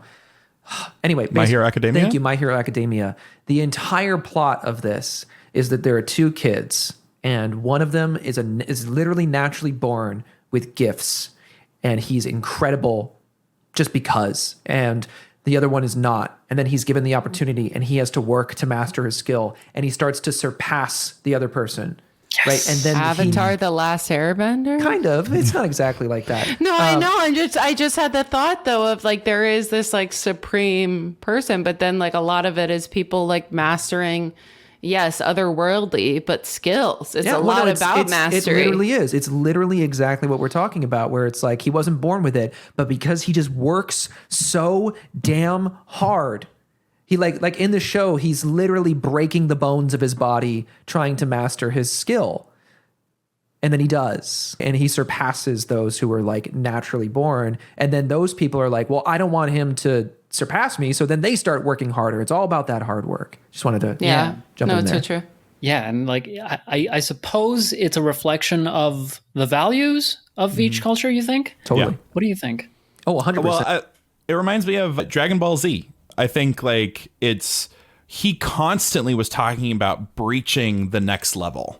And I don't know if you ever watched that show, but the entire thing that Goku does is try and breach the next level. Just keep surpassing, keep like the next summit, as Chris said, like just keep going and going and going. And I think it's a great example of, I assume, what that culture is like when it comes to mastery. Yeah. I think with American, it's like you said, Mo, it's almost like this almost supernatural person with these like indescribable gifts. Or it's like somebody who faced with a challenge and they have to become this like amazing, rich, powerful person. And like they work towards that. But the end point is to be powerful and rich. While like in these stories, it's mastery. I think something that just came to my mind, if we're comparing mediums of like anime to American created media, and I'll speak about American media, is like, look at Superman, right? He's just born with it.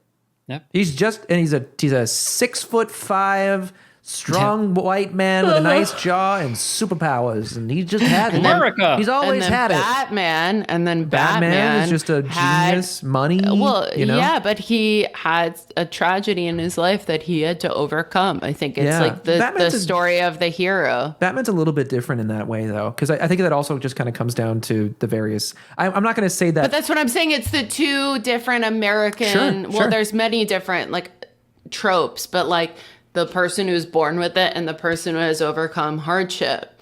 But like Batman is saving people, but like the CEO is not like reaching a level of mastery. But I think we regard the CEO or like the head of the conglomerate as like the person who's hacked the code. Well, I think in these stories in Japan, like most saying is that they're championing mastery, which is much different. I want to jump on something you just said there, which is like they hacked it. They hacked the system. There is a certain level of like we revere. I mean, we keep saying reverence. I feel like that's the word of this, right? But there's reverence in America for There's people reverence and honor. who hack it, who can like, can you get it, right? You can figure it out. It's like get rich quick schemes. Yeah. And things or like that. Captain America, who becomes amazing because there's some fucking super soldier serum. He just gets blessed. Or like all the X-Men stories where some radioactive accident turns them into superheroes. Yeah. It's mastery versus like a gift or overcoming a trial and becoming great, but maybe not the same kind of great. The end result is actually the same. Right, because Spider-Man. Let me cook. I'll let you cook. Because if we look at, I think Spider-Man is probably my favorite American superhero. I love Spider-Man movies, but it comes down to how it's framed. Right, with great power comes great responsibility. He is really strong, and it was just kind of dropped into his lap. But he has things to overcome, and the end result is using what you have. Can you do it? Right? Can you overcome evil or whatever? Are you strong enough to defeat it? And Tony Stark built this in a cave with a box of scraps. Right? Can you, with what you have available to you, can you overcome? And the difference is how do they begin that journey? Right? And how do they advance? Spider-Man doesn't need to like train super hard so he can unlock his next level of his own powers. He's always had all of his powers. I think Miles Morales is the first one where he's like, I had to like unlock my invisibility and I had to unlock my Venom strike, right? Original Spider-Man was just like super smart to begin with. That's the other thing. Yeah. Wait, what am I saying? Peter Parker was also just a fucking genius. He was also just smart to begin with. And in the original comics, he created his web shooters and things like that. So, but it's the same end result of like, can you overcome?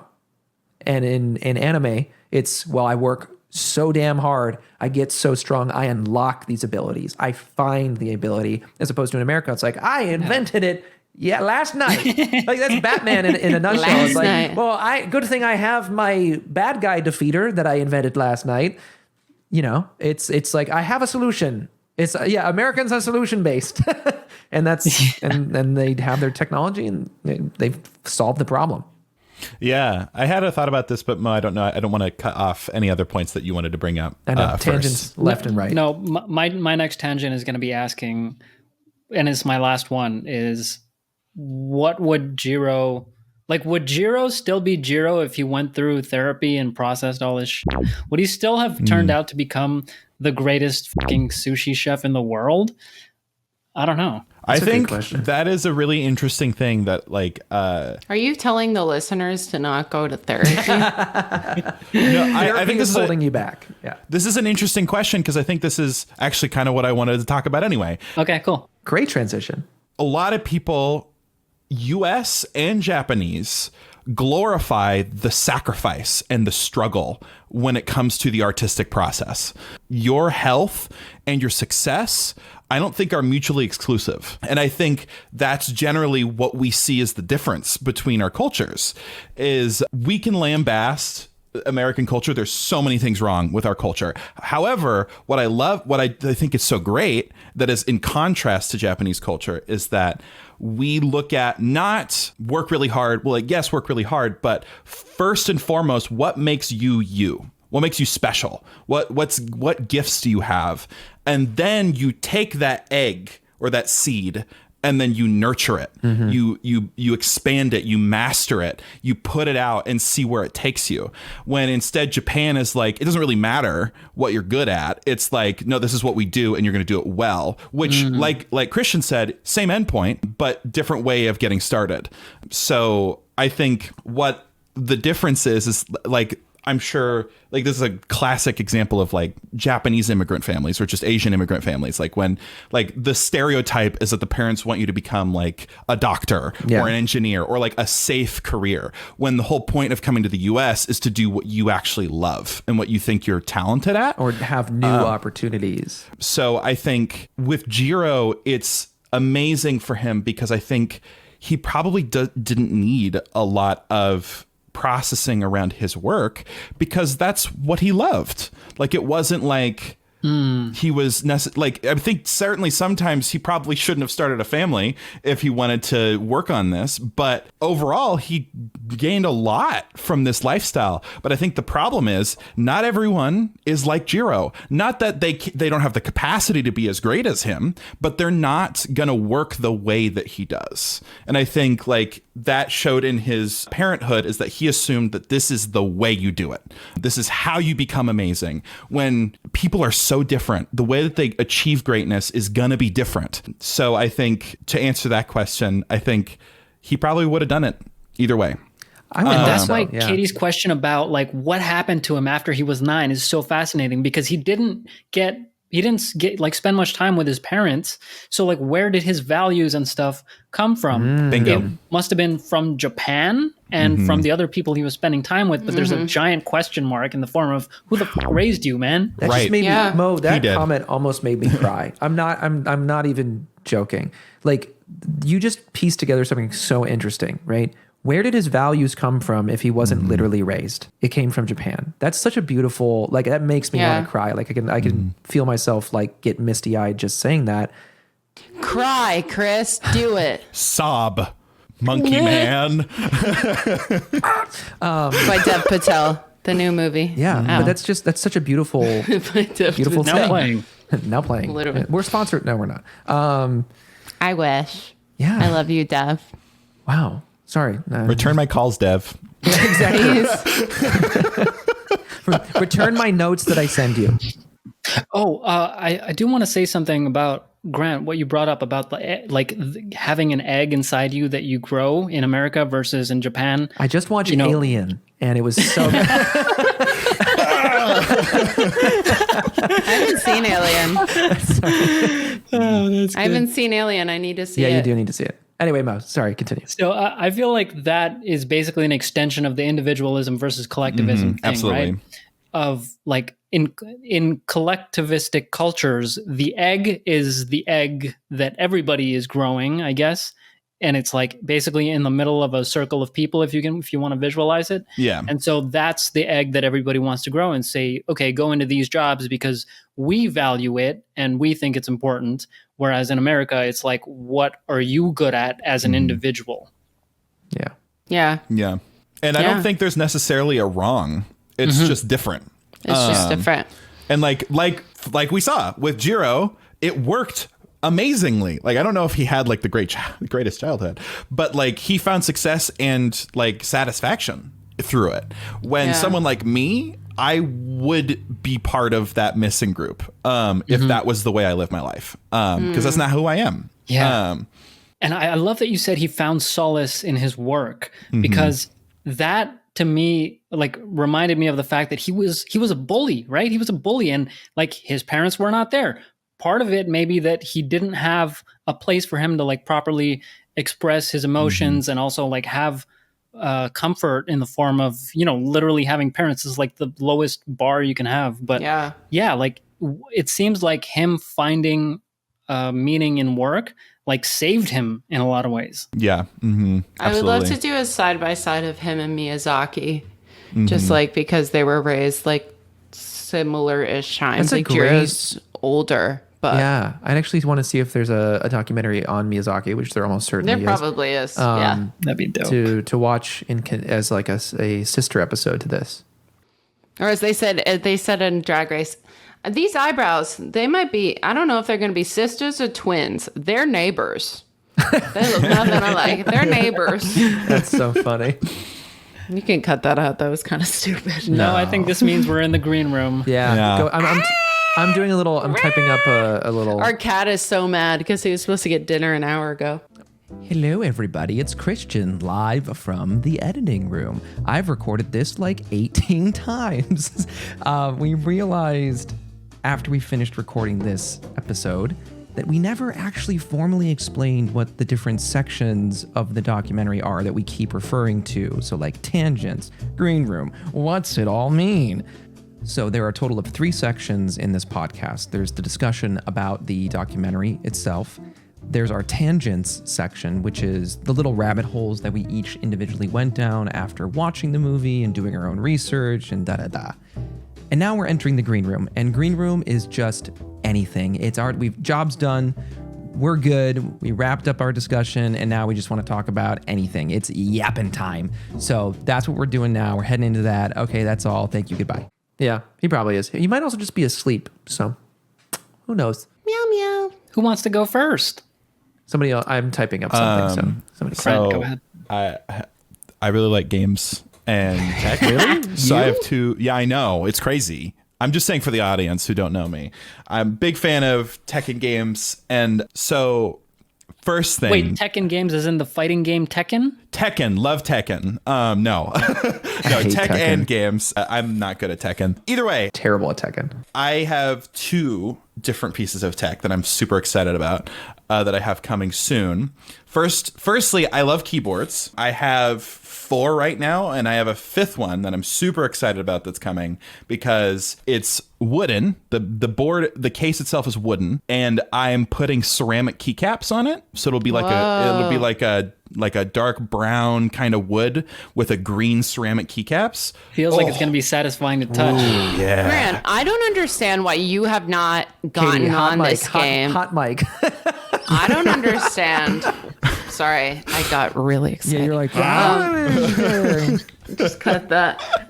Grant, No, that's staying in. you should get on this like ASMR unboxing game with keyboards. Like you would make so much money, dude. Oh yeah. and there's the American culture right there. It's not back. You can't just love it, Grant. You got to make money off of it. so true. Okay, but Grant and I are currently facing. A situation. It's just an observation. But like, for instance, like, I don't know if I'll be able to show it. I don't know if it'll be in focus, but here's my first keyboard. There's Pedro Dude, dancing. that's so sick. Wait, what is Right? that? How does that work? That's a little raccoon. It's a screen that I could put whatever I want on it. Oh. A cute little raccoon. Here's my Yeah, keyboard. everybody flash your keyboards. I thought you were saying it was Pedro Pascal. I was like, that No. doesn't look like him. Pedro from TikTok. This will probably date the video. And then that's the one that I've currently been using, but I also have, as a good example, I have a second wooden keyboard. This is a cute little guy. Can you give us a little? Can you give us a little keyboard action? A little ASMR? No, by the microphone. My God. Oh my God. Wait, shh. One more time.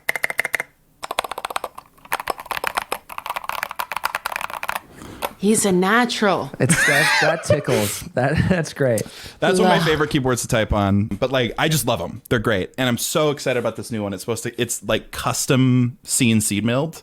What does that mean? So like, it's a CNC machine. You know how like 3D printers work? It's got like a little thing that prints layers and such. A CNC machine is that, but like in reverse. So a 3D printer puts down material. CNC machine does the opposite. It removes material. So it'll like mill out a shape out of like a block of wood or something.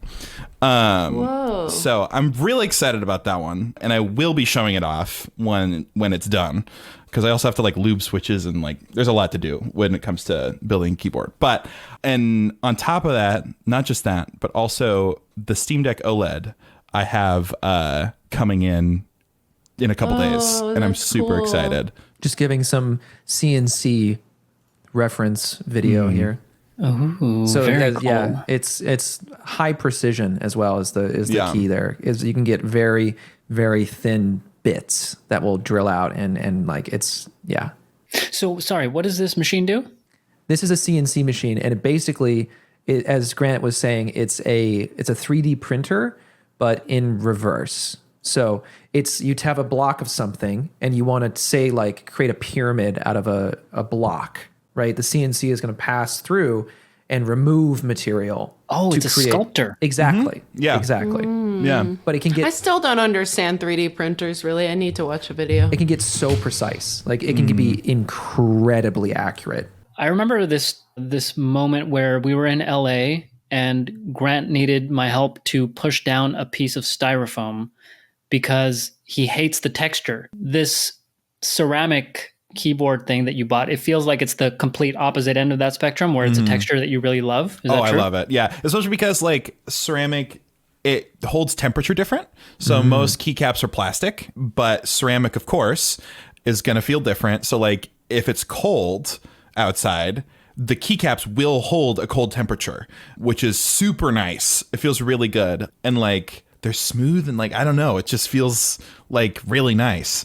Oh, speaking of textures, I don't know if anybody else, you've probably seen this, Grant, but it's like, look at something in your room, like say the grill on your microphone. I know what you're going to You know say. exactly what I'm saying. Look at the grill on your microphone or like look at the floor. Your tongue knows what that feels like. You know, it's going to feel like to lick it. Yeah. Like your tongue knows what it's like to lick something, even if you've Well, that never. explains the tuna guy. Yeah, exactly. That's you can just look and be like, nope, Nope. not good. Not Can you good. imagine if they had a clip of him just like licking every tuna? It's like when you go to, do you guys ever lick a salt lamp at Bed Bath & Beyond? I have not. I do have Every day. I've got a salt thing back there every day. It's actually my lunch break. I do want to start going around New York City and like looking at people and being like, no. Mm-mm. I wouldn't want to lick their shirt. Ew. Exactly. Right? Just like you don't You look could like just sniff them and know. Your texture's off. Sorry. We all have similar textures, but I would say it's dependent on smell. Now we're devolving into nonsense. Yeah, but it's green room. Green room. Job's done. Now we can get to play. I have this like whenever I'm like focused in photos, I have this big vein right here, and it'll just like bulge out. Oh. That's I get that when I'm crazy. laughing. I have one like right here. I do too. Oh yeah, I've got the there's Dragon Ball photos. Z forehead vein. Yeah, right. Also, congrats on the Steam Deck OLED. Like, I think thank you. one of the most common criticisms I heard of the regular Steam Deck was that the screen was not as vibrant Yeah. as it could be, but the OLED, I guess, will fix that and make you feel like you're in the game, man. You feel like you're there. like you're Totally Batman. immersive. Yeah, it's not only OLED, but it's also HDR. But what's so cool about it is it's not just a nicer screen, which also goes up to 90 hertz. It's great. But it's got a bigger battery. It's a 6 nanometer process instead of 7. Overall, it's more battery efficient. And like it's like 45 to 50% more battery life. So it's pretty rad. Okay, so quick tangent on this. It feels like Valve, which is the company that makes the Steam Deck, is one of the few American companies that feels Japanese in its DNA because they focus on the craftsmanship, and that's because they're privately owned. Yep. They don't have any stakeholders or venture capitalists. And so the head of the company is this dude, Gabe Newell, who just he looks like a Lord of the Rings character, and he just loves video games, and he loves craftsmanship. And like, this company is just known for making beautiful, lovely things with the love of Japan, except they're American. And it's because of the incentives. So I wonder if like American culture is upstream or downstream of like the incentives and the economy here. I don't know. I don't know. All I know is that working at Valve would be rad. Yeah. That would be dope. My little green room. So sorry, I've also My little green room. My little green room. this is I'm gonna cut myself some slack considering this is our first episode, but I've completely lost like the structure that we set out. So green room is just like anything. Green room is like completely Yeah. It's like unrelated. off-topic tangents, Totally. like Okay, yeah, rabbit yeah. holes. So I wanted to say, you know, before I do my green room, this is one other green room. I just want to say that it's incredible that like having the four of us do this, I think is so great because it just proves that every single one of us brought in a perspective that was so interesting. Like literally so interesting to listen to everybody talk. I love Katie's tangent. I fucking love the research that she did. Katie, I went hard. like Katie's like so fucking research based, and she wants to look up all this stuff. And Mo, you ask these questions like that are so insightful, like these like little connections that you can make. It's incredible. Like it's literally incredible. Oh, the heart. And Grant, you bring so much knowledge into this, right? Both from like your literal studies, your academic studies, your interests and everything, but like you bringing up psychologically, right? Like when you're making these diagnoses or you're trying to help somebody, you have to look at the culture. That's something that I'd never really thought about. Not really. And That's huge. having your voice here is like, it's everybody, like everybody here brings something different to the table, and it's awesome. So Hell just yeah. wanted to say that. I've been thinking about that All right. for a while. Can you guys say something nice to Chris? That's not necessary. Your lighting's cool. Oh, thank you. Grant's choking. Grant, you please. Chris, I think you are the epitome of what this podcast is about. Is like knowing things and looking up things and finding little gems in something. That's all. I think Cry now.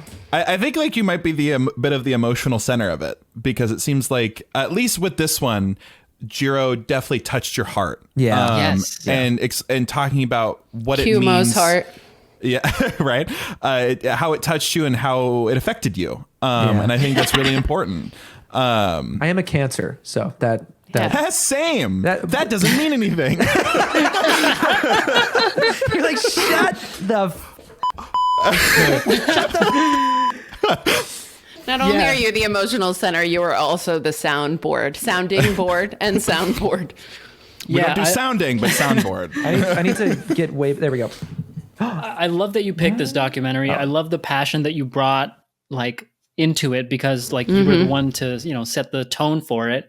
And then you opened it up to all of us, and you did a great job at listening and relating it back to your own life, which I think we should do more and more. If like, because you related it back to theater and stuff like that, and I thought that was really helpful. Thank you. Chris, I need you to prep your beeper one real quick. Prep. Y'all are about to be next week with the one I picked. Just gotta say that. Hell yeah. Chris, you were pretty good at interpreting when I was gonna say the Oh, word. well, also this one, because it's running through the Rodecaster, it literally shuts off my own audio, like all my audio. So if I say, Oh, perfect. so it's just. But the thing that I actually wanted to talk about, so something that I'm really interested in is also technology, and specifically like camera technology. It's Why did I think you were gonna be like, the thing I wanted to talk about was the thing that I wanted to talk about.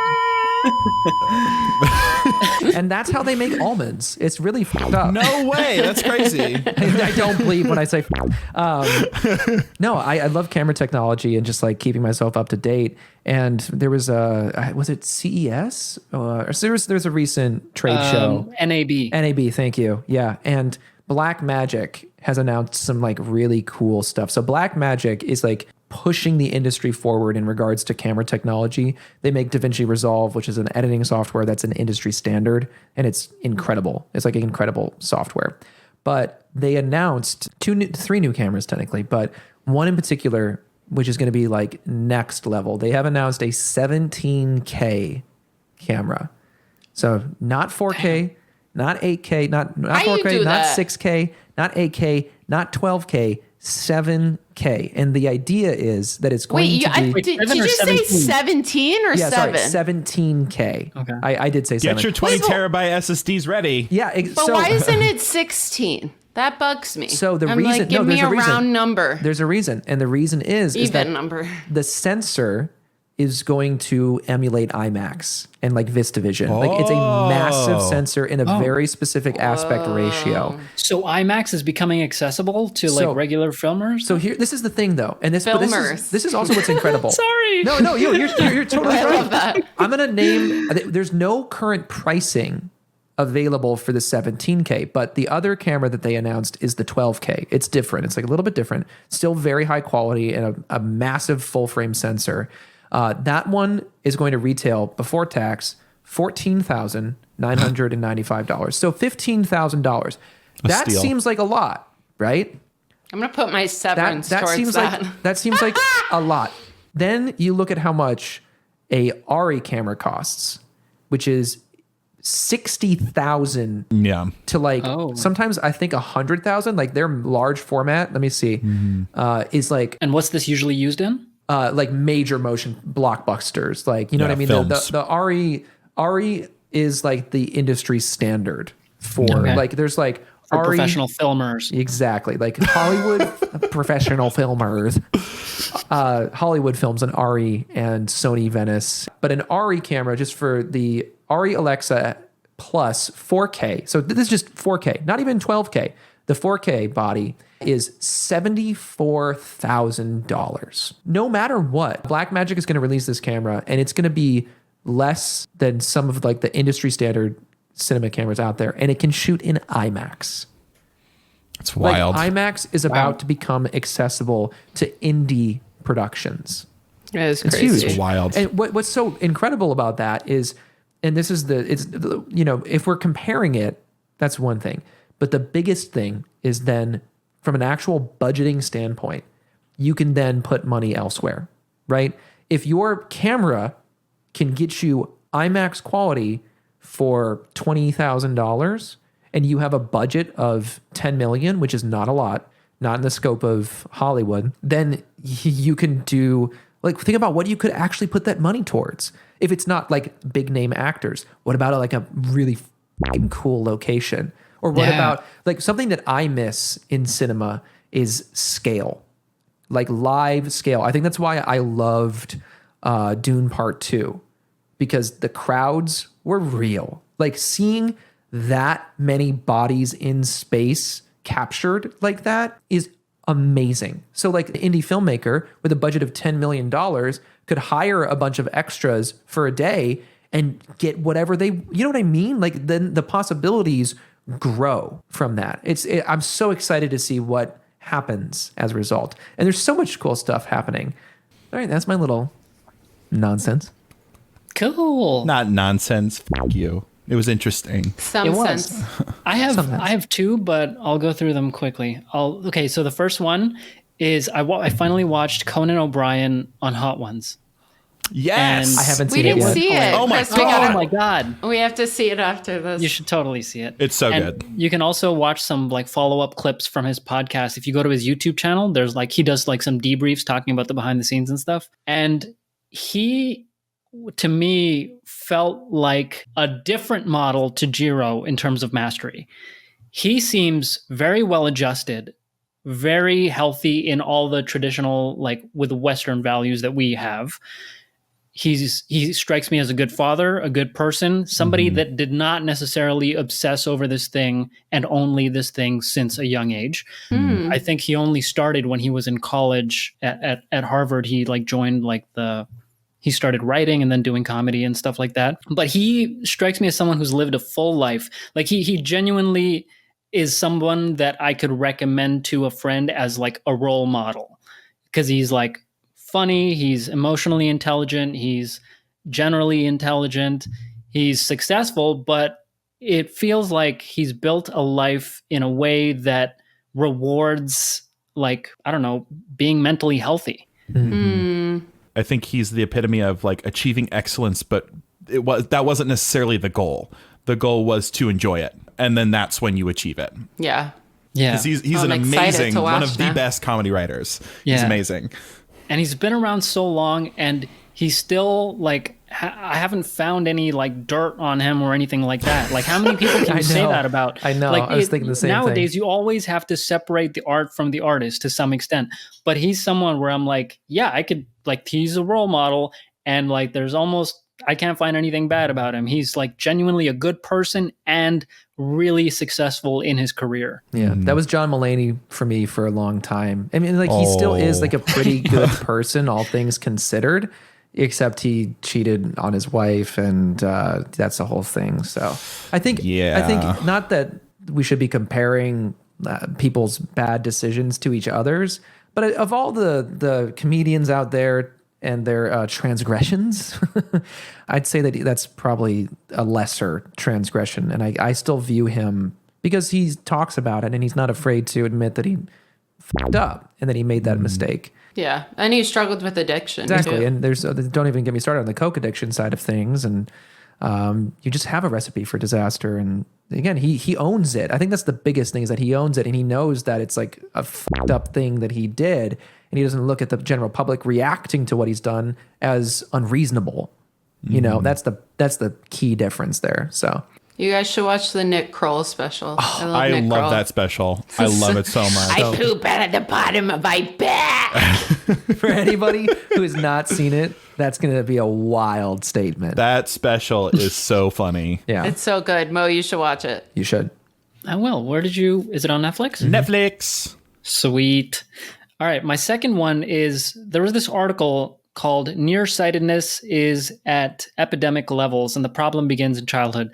It's an article by this researcher at theconversation.com. And what it talks about is that they found basically two major reasons that nearsightedness is increasing. And it basically comes down to people are looking at things that are very close to them a lot more than they used to. So like computers, smartphones, even books. And also, we're not spending enough time outside where natural bright light is entering our eyes. That seems to be another component. So at the end of the article, they recommend these two things. Is like spend less time focusing on objects close to your face, like books and smartphones, and spend more time outside in the bright natural light. Or at the very least, take frequent breaks and spend more time reading and scrolling outside in the sun. So, yeah. I have to jump on that because Go ahead. I literally experienced this last year when I was home for Christmas, where because I started working from home, I started looking at my computer a lot more. And I was home for Christmas and I left the house after I finished my shift, and I was driving to an antique store, and it was like super bright outside because there was snow everywhere and the sun was shining, and I was fine driving. But I get to the antique store and I go inside and it's kind of dimly lit, and I'm walking around for like 5 minutes and I start to feel like incredibly dizzy. And I'm like, oh my God, like my eyes aren't focusing correctly to a certain degree. And I'm like, geez, right? That did not feel good. And I sat down for a second and I'm just like looking around and I'm like, what the hell is going on? Like, am I just freaking out? Like, I don't know what this is. It was kind of scary. And so then I go back outside and I get in the car and I drive home. It kind of goes away after a little bit of time, but then it happened again, like a couple days later at Trader Joe's, but it was like still bright but it was because I drove and I was like focusing very far away. And I go inside and I kind of connected the dots, and I'm like, oh my God, it's literally because, and eye strain, like this is a huge thing that I've been talking about. Eye strain is not like, people have their blue light filter glasses on. Blue light isn't what's straining your eyes. It's that your eyes are a muscle that whose entire job is to focus on something, and you're focusing on one thing, one distance for like hours at a time. And so your eyes are getting sore because the muscles are getting sore because they're doing one thing. This is exactly it. This kind of confirms these suspicions that I had.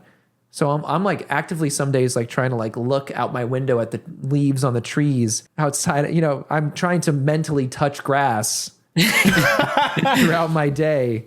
That's crazy. No, that actually, that reminds me, growing up, I was really into reading, like hardcore. And my mom was like, that's great. Keep reading. This is why nerds always have glasses. Yeah. No. Here's the deal. My mom was like, that's great. Keep reading. But every once in a while, look outside. Look at something far away, because it's really not good for your eyes to look at something that close for that long. These glasses are a farce. I have perfect vision. I just like how glasses look on my face. No way. Son of a... Are you serious right now? Is this a joke? Son of a... Nope. Mic drop. I don't need glasses. I thought Since fucking when, bro? I thought we The were whole kin. time. I thought we were Jesus. kin.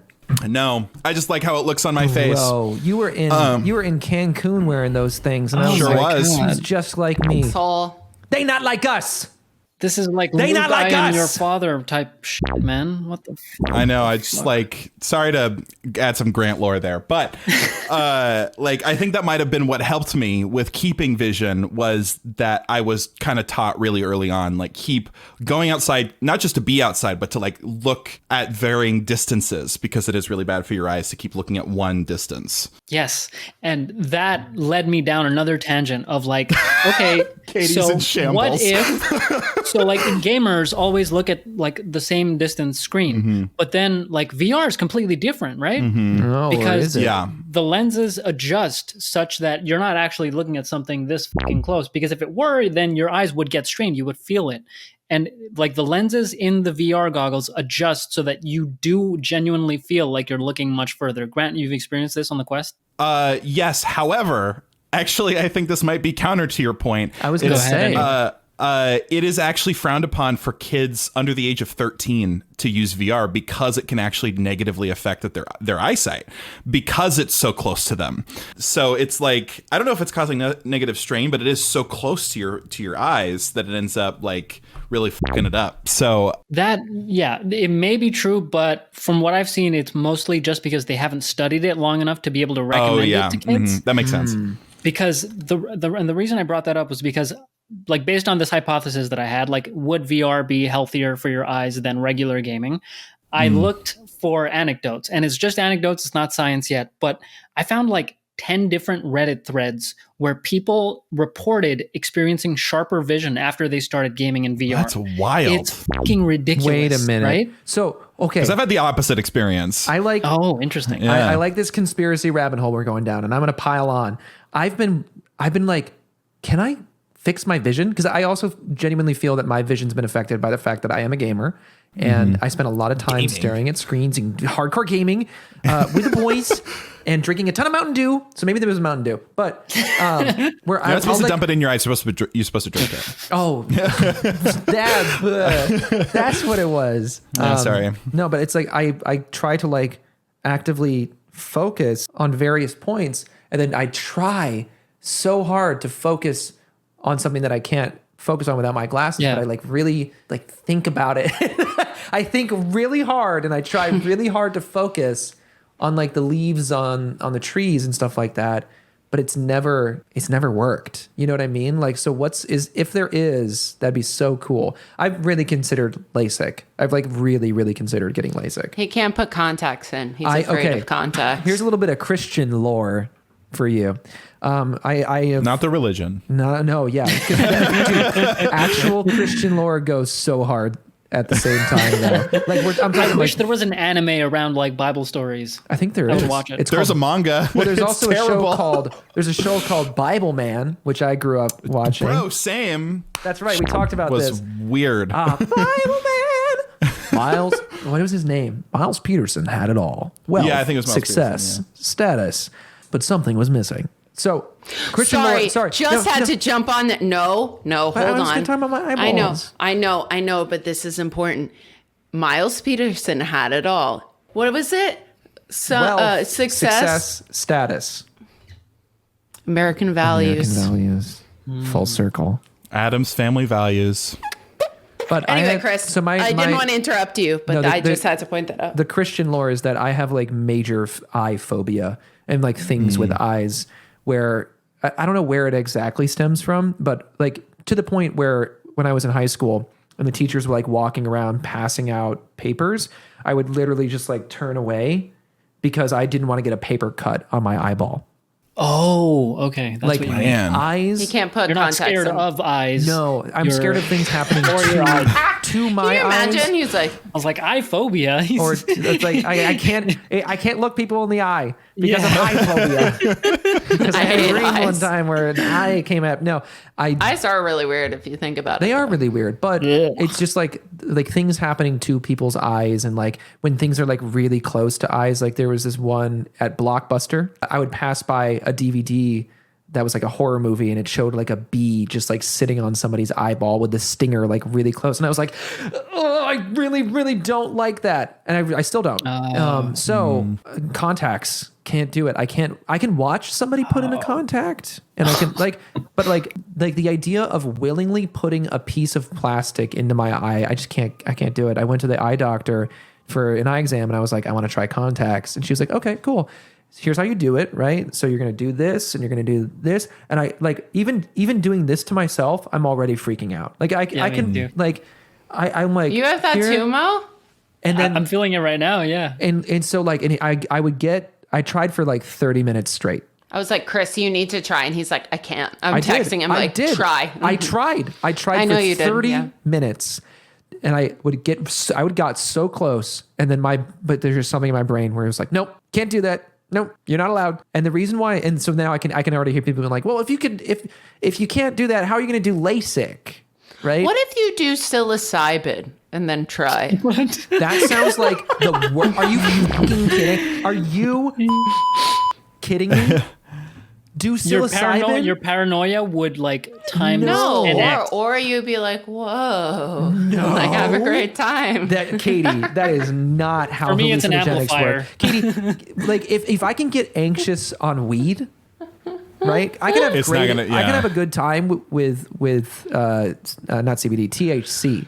I can get down with some Around THC, and find out. but psilocybin, and when starting with like the literal reality around me is getting altered, I'm not going to be trying to put something into my fucking eye.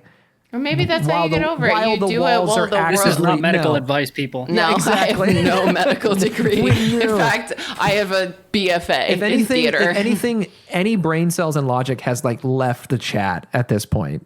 I we're just no think it'd be longer. a fun experience. No, not This reminds happening. me of the time Donald Trump was like, "Yeah, maybe you could inject it Inject inside." bleach, yeah, and shoot light guys- into your veins. Okay, should I go on my one tangent then? Go, yeah, that's my lore. My lore I is don't that really I have can't. one. My eyes. I'll just do one last note, Katie. For readers of books, I think you should try audiobooks once in a while and go outside and do that. That way you're not always focusing, but you're still consuming whatever story you want to consume. Okay, Katie.